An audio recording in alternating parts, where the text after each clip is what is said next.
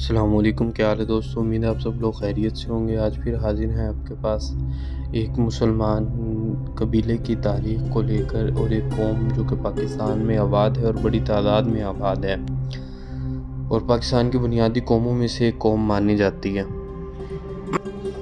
آج ہم جس قبیلے کی تاریخ کی بات کرنے والے ہیں وہ ہے کھوکھر۔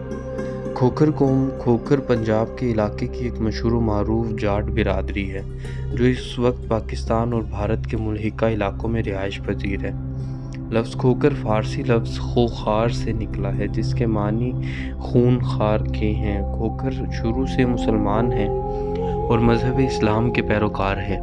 کھوکھروں نے اس وقت اسلام اپنایا کہ جب وہ حضرت بابا فرید الدین گنجشکر کے زیر اثر آئے۔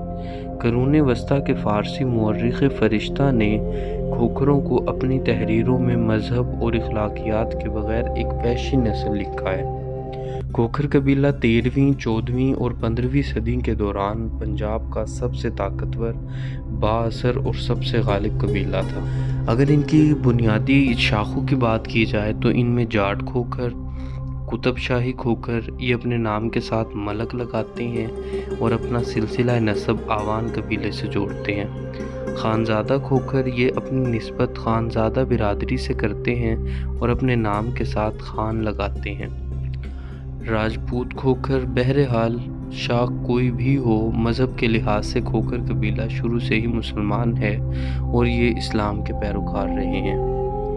اگر ان کی تاریخ کے بارے میں بات کی جائے تو کھوکھر جٹوں اور راجپوتوں کا درجہ اور رتبہ رکھنے والا ایک مسلمان قبیلہ ہے۔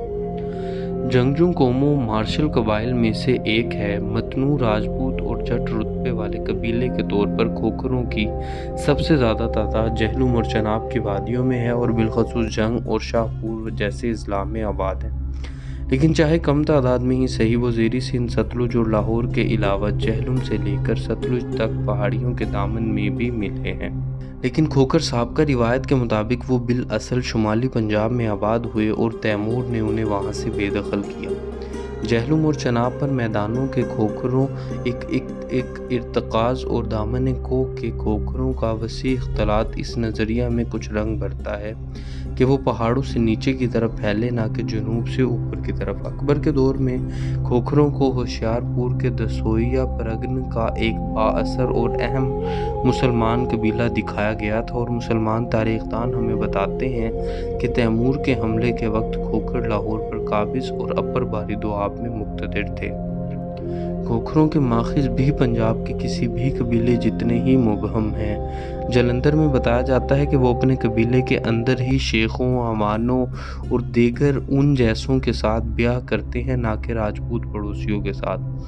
اس طرح مغرب میں کھوکھر غزنی کے قطب شاہ کے سب سے بڑے بیٹے محمد کی اولاد ہونے کا دعویٰ بھی کرتے ہیں، جو عوانوں کا روایتی مورث اعلیٰ ہے، اور عوان بھی یہ دعویٰ تسلیم کرتے ہیں۔ صورت چاہے کچھ بھی ہو، سیالکوٹ کے کھوکھر تو دیگر قبیلوں کے ساتھ باہمی شادیاں کرتے ہیں مگر عوان نہیں۔ گجرات میں زرخیز زمینوں کے مالک ہونے کی بنا پر کھوکھر چودھری اور راجہ کہلاتے ہیں، تاہم وہ عوانوں کے ساتھ قرابت کے دعوے دار ہیں اور ان کے ساتھ باہمی شادیاں کرتے ہیں۔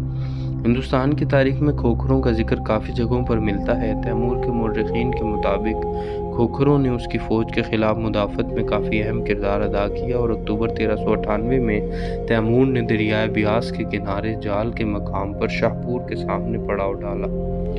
یہاں اس سے پتہ چلا کہ کھوکھر قبیلے کی نصرت نے ایک جھیل کے کنارے پر قلعے میں مورچہ قائم کر رکھا تھا۔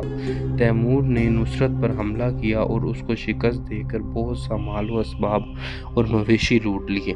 خود نصرت بھی قتل کر دیا گیا اور اس کے کچھ ساتھی بچ کر بیاس پار چلے گئے، اور اس کے بعد ہمیں کھوکھروں کے کمانڈر ملک شیخا یا شیخا کھوکھر کا ذکر ملتا ہے، جسے تیمور نے کپلا یا ہری دوار کی وادی میں شکست دی اور قتل کیا۔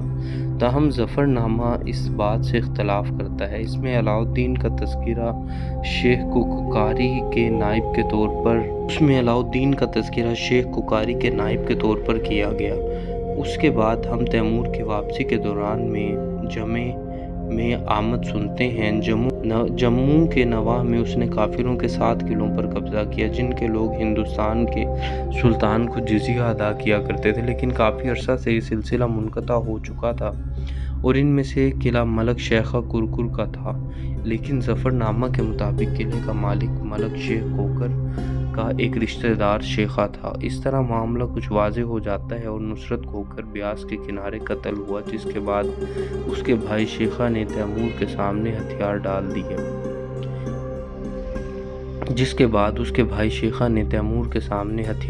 دیے اور اس کے ساتھ ہی دہلی چلا گیا۔ کربلا میں مارا جانے والا شیخہ سرے سے کھوکھر تھا ہی نہیں، لیکن تیمور کی آبیتی میں ملک شیخہ کو شیخہ کھوکھر کے ساتھ گڈمٹ کر دیا گیا۔ غالباً ملک شیخہ کوئی کھوکھر رشتہ دار تھا جس کا جموں کے قریب ایک چھوٹا سا قلعہ تھا۔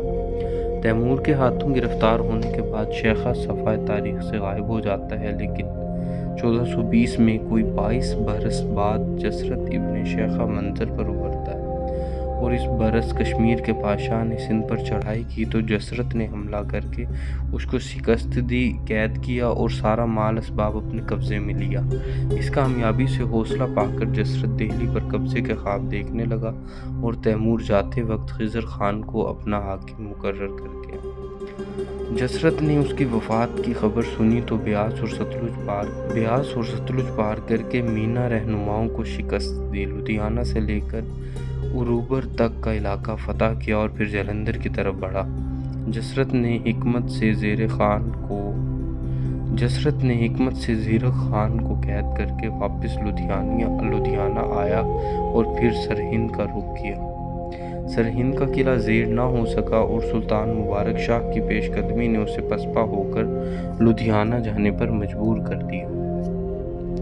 تو دوستو یہ ہے یہاں تک کی آدھی داستان کھوکھر کاسٹ کے بارے میں، اور اگر آپ مزید جاننا چاہتے ہیں تو اسی کی ہم اس ویڈیو کا دوسرا پارٹ لازمی دیکھیے گا، اس کا لنک آپ کو ڈسکرپشن میں مل جائے گا۔